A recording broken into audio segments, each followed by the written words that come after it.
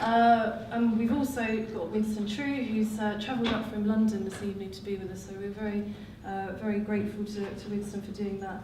And we're going to be talking to you both, but I'm going to start, I think, with Stephen.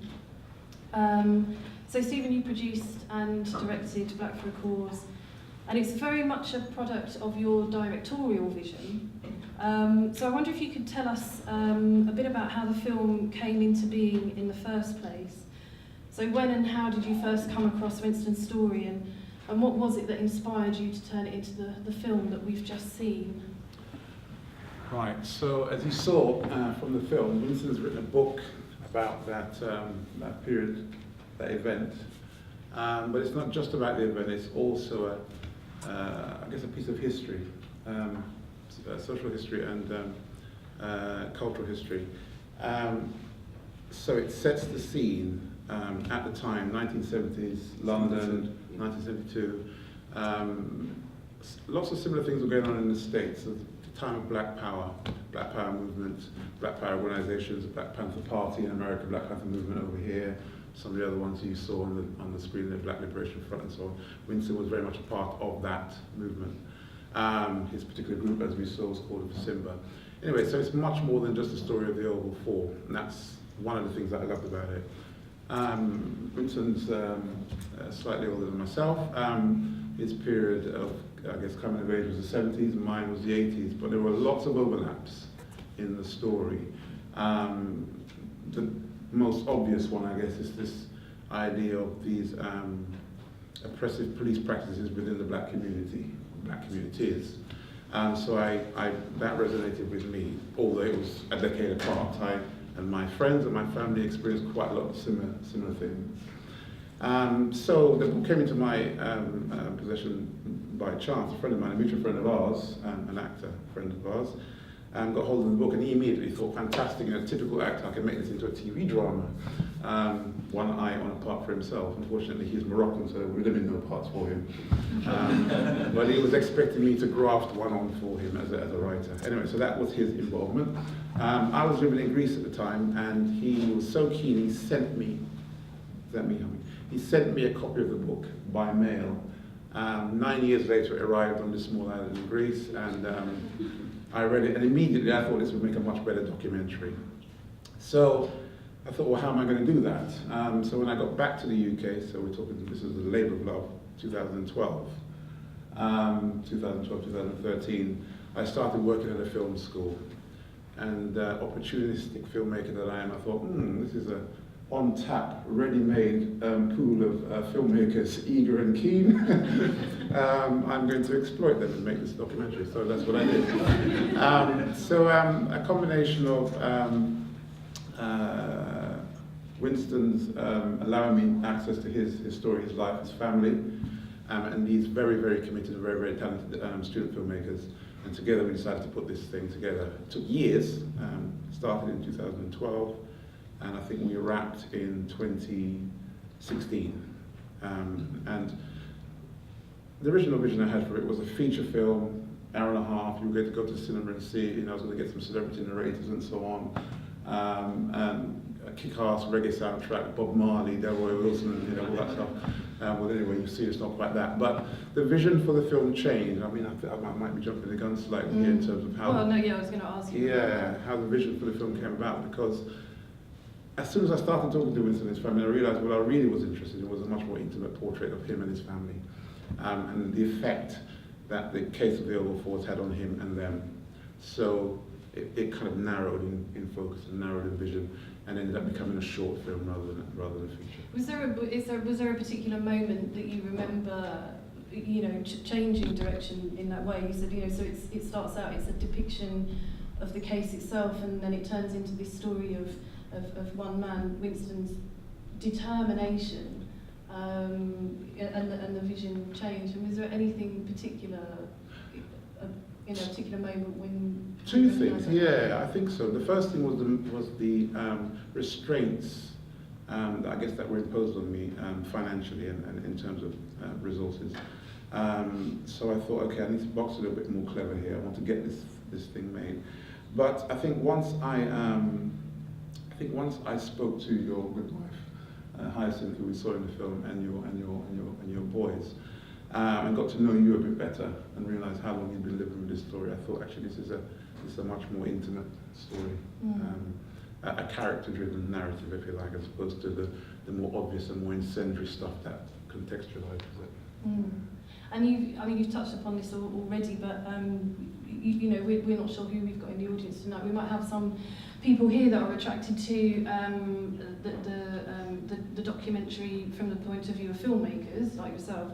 Is there anything you can share with us about the process that's particular to what you're trying to do with this film? I'm thinking about a small budget independent enterprise. It's telling a particular type of story. You mentioned using crew from the film school. Any insights that you can give anyone who's watching that and thinking, okay, there's a story I want to tell. What's going to be involved in getting it to the point you've got it here? Okay, so obviously we live in an age now where anybody can make a film on pretty much any device that you've got. A lot of the footage that you saw here was shot on the very early, what they call DV cams. I think the Huntley conference sequence was shot on a PD-150, which was one of the very first ones we actually stopped in a cassette. Now you don't even have to do that anymore. People are now making documentaries on their phones. So the first thing I would say is that it depends on the idea, but just get footage in the can. I remember watching a fantastic documentary recently on Amy Winehouse. And I was amazed. This was released at the cinema. Very, very powerful film. But I think at least 2/3 of it was phone footage, shot by her friends and her family of her in various locations. And they strung that together with contributors, talking heads essentially, and music and archive footage of her performing. So it's actually quite easy to do documentaries. I think I might have to turn that down because I seem to be humming. Where is the... Yeah, cheers. It's quite easy to do documentary filmmaking, so that's what I would say, just do it. Shoot footage. The one thing I would say, be careful of though, is to make sure that it's well lit, whatever footage you're shooting. Nothing worse than coming to watch a documentary and you can't see anything on the screen, and get good sound. Those are my 2 big tips. Yeah. Excellent, okay. So I think we can probably segue at this point from, we talked a bit about your experience as the director, your vision, your experience of making the film, and obviously you have to concern yourself at a certain point with some of the practicalities. We can probably take that as an opportunity to move on to talking to you, Winston, because obviously you will have had your own experience of this film being made, being the subject. But what I'd really like to start by doing is delving a bit deeper into the case itself with you, if that's all right. And I'm sure lots of people will be really interested to hear more about that. Right. As we've already talked about, and as Stephen recognised when he was making the film, yours is a story of great determination. In the fight to have your conviction overturned, you've undertaken huge amounts of investigation into your own case, and as we saw, that's culminated in the book Black for a Cause, which you researched, you wrote and published yourself. That's right. There's a point in your research, just to sort of home in on some particular aspects of the story, there's a point in your research where you discover something about a particular character in the story, if you like, and I know, Stephen, you and I had conversations about the book, and there were particular elements that really jumped out at you in the story. And it's a character by the name of Detective Ridgewell, yes, who was the original arresting officer. But there's a point in your research where you discover information about Detective Ridgewell that really changes everything. And I wondered if you could tell us a bit more specifically about that moment, what you found out and the impact that had on your case. Okay, in 2000, the Freedom of Information Act came in, and I wrote to every government authority to find out information about Detective Sergeant Ridgewell. Then what I found out was that Ridgewell had been a member of the British Transport Police, and then he went off to Rhodesia as a policeman to be trained by Ian Smith in his police force. brutalizing, obviously, the Africans who were there. But then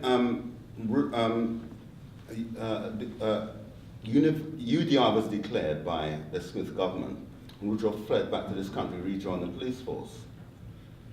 Then what he decided to do was to go around framing innocent young men. He framed in total 16.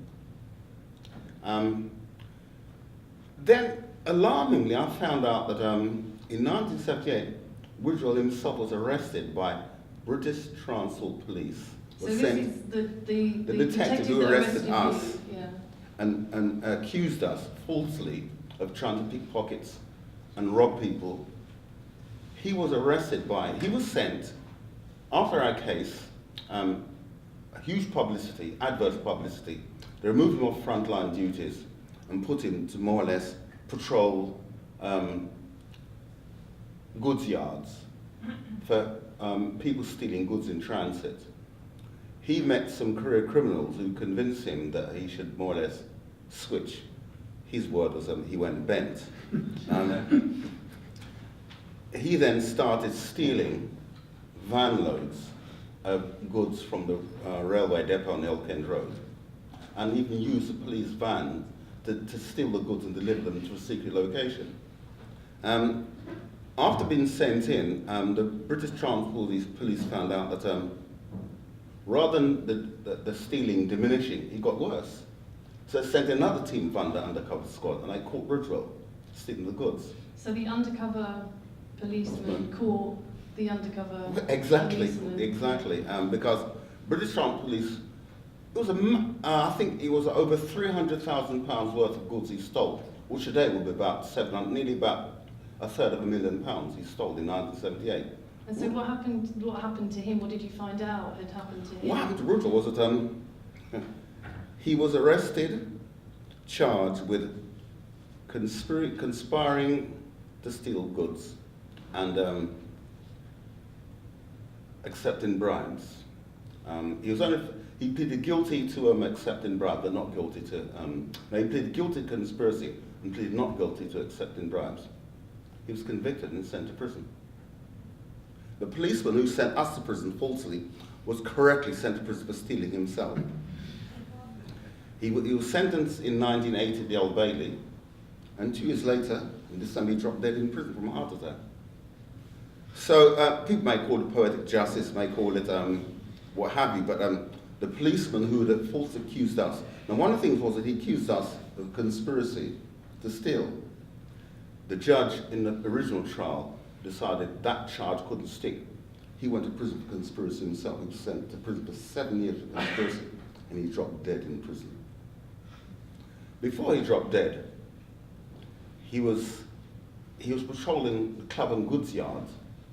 Now, we thought Woodrow was a redneck racist. But he was an opportunist who used anything to increase his conviction rate.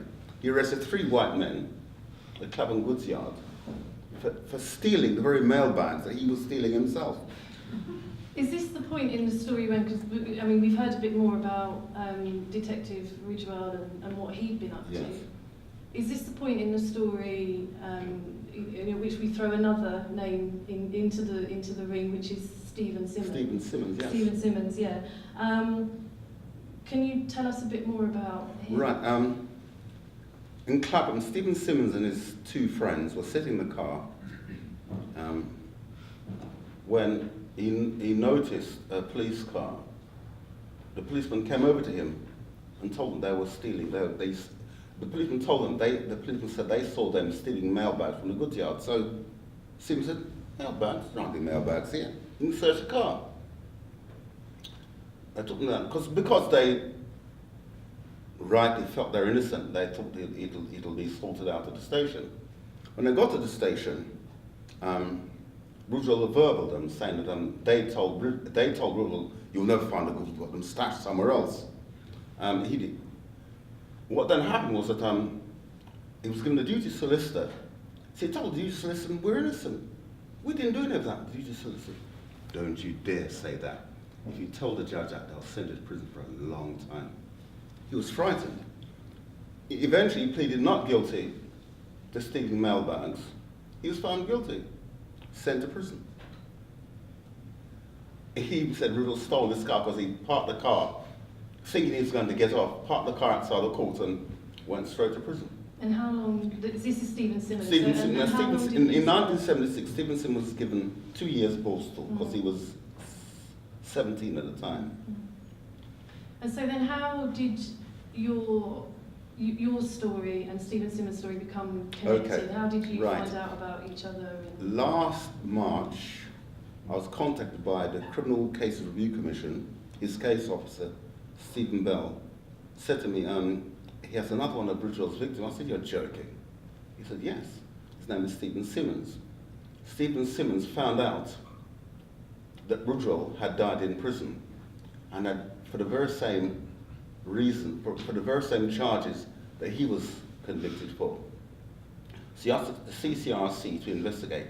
The case officer asked me, so we've read your book, we've got lots of information from the book, do you have any more information? He asked if for some newspaper cuttings that I had, but also what I did have was a DVD of a Cause of Concern program the BBC showed on the 31st of July when we had our appeal. Now we did appeal, but the judge refused appeal against conviction, but he allowed appeal against sentence, allowed us to release the next day. I sent the DVD. He was amazed. He said there was, well, he didn't say there was tons of information, but said very promising leads were in it. He got that together. I sent the DVD. He got Stephen's case, and on the 17th of January, Stephen's case came up to Court of Appeal, and his conviction was quashed. That's this year, I mean, that's This year, just a matter of days ago, 17th a couple of weeks, January. a couple of weeks ago. Stephen Simmons' conviction was quashed based on the book that I'd written. All the information I'd found out about Bridgewell, also the DVD, which gave them lots of information. But what I found from that information was Bridgewell accused the Stockwell Six of robbing him on the train because they were in plain clothes, and he said that the young man thought they were passengers. When the BBC did a reconstruction, said it's impossible. What Bridgewell said happened could not have occurred in the time the train left the Stockwell station or at the Oval station. He said it's impossible, it could not have occurred. That was one of the things which allowed the appeal court to render his conviction quashed. And you were there at the Court of Appeal I was on the at the Court 17th of of Appeal. January when Stephen Simmons Exactly. got that Exactly, that and result. I was interviewed by the BBC and also ITV, where I said it's a great day, it's a fantastic day for Stephen. I'm very pleased for him. It now opens the gate for my appeal to be relaunched using the CCRC. And also, what we need was new evidence. The new evidence that we have now is that Bridgewell's a liar and a thief and a thug. Because he inflicted violence upon us in order for us to confess the things we didn't do. And that's what he did. So that's what happened. The information I found out was that he turned out to be a criminal that he was accusing us of being, and he was sent to prison for it, given 7 years, and died in prison. And I think what's fascinating about it is the role that the book that you've written has played in all of this, connecting so many of the dots together, and yes. It's just such a an obvious record of your determination, as Yes. you also saw in the film. Yes. Not to accept. I didn't accept what anything. happened to you, No, I and to didn't. continue fighting until, presumably now the aim is, as you said, the gates have been opened for For you my to have conviction your over- case heard, to the overturned, Court of yes. Appeal, and have it overturned. I was so incensed when I was found guilty. My thought was, guilty? I'm not guilty, I didn't do it. How can I be found guilty of things I'm innocent of? How can that happen? But the moment I landed in Wormwood Scrubs prison, I started collecting newspaper cuttings. I collected everything that I could. When I came out of prison 8 months later, I collected newspaper cuttings, approached solicitors, and they told me it'll cost me X amount of money to have the case reopened, which was astronomical. Well, to me it was astronomical. It was thousands of pounds, tens of thousands of pounds.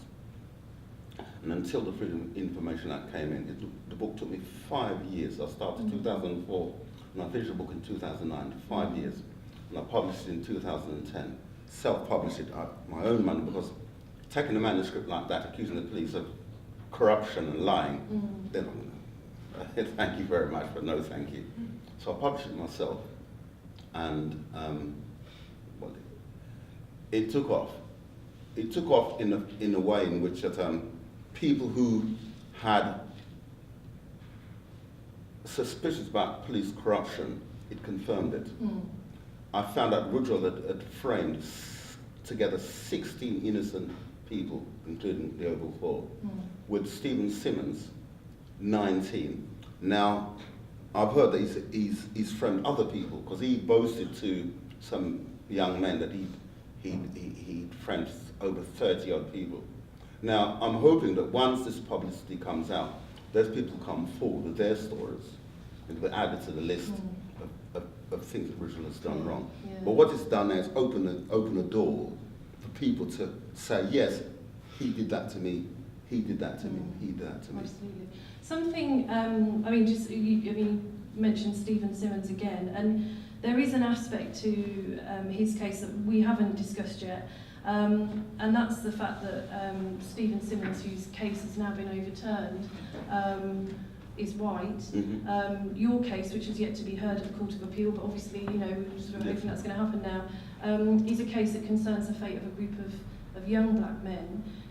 Is there for you, has there ever been a racial element to this aspect of the, you know, of these cases? I mean, you know, has that been put to you before in the light of Stephen Simmons? It has. It was put to me that that is Woodrow. Does this imply that Woodrow is not a racist because he obviously he's arrested black people, he's arrested white people as well as black people? So I thought about it. I thought it doesn't change anything, and Woodrow in Woodrow framing 3 white men doesn't make him not a racist. It makes him an opportunist. What had happened was that he was driven off the railway, off the underground, because of the cases that the book hadn't been written yet, but the strength of the case in the publicity campaign. So they moved him off to the underground. Now, somebody pointed out to me that Woodrow was concerned with just increasing his conviction rate. Whomever he could use to increase his conviction rate, he'd use them. So he was on the underground, and the British Crown Police told him, you need to sort out this pickpocket on the underground. He didn't do any detection, he just arrested whomever came into his sight and increased his conviction rate. So that was the first part, is corruption. When he was thrown off the underground, put in a goods yard, he still wanted to increase his conviction rate. So he arrested some white men, because there weren't any black men. The first people he saw were those 3 white men. Now, he's arrested black men before, he's arrested white men. So it doesn't make Woodrow not a racist, it just makes him an opportunist who uses any vehicle that's available to increase his stature within the police force, his stature with the public. Him coming from Rhodesia, he brought that know-how with him of how to intimidate and how to more or less frame black people. But because he was corrupt, his corruption spilled over into anybody that came. If he was working in the Irish community, he would have. Can I say something? Yes. Yeah, I was just thinking that in the so obviously that's prior to him getting convicted and sent down. I don't know, maybe I misheard Kass, but I think, were you trying to say that as there have been, because I think I've asked you this before, the actual appeal process, Simmons' case, yes, coming to court as swiftly as it did, and ending successfully, whereas you've been at it for nearly 40 years, do you think there's a racial element to that? It's hard for me to say, and it'd be emotionally satisfying me to think that. But we appealed first. We appealed in 1973.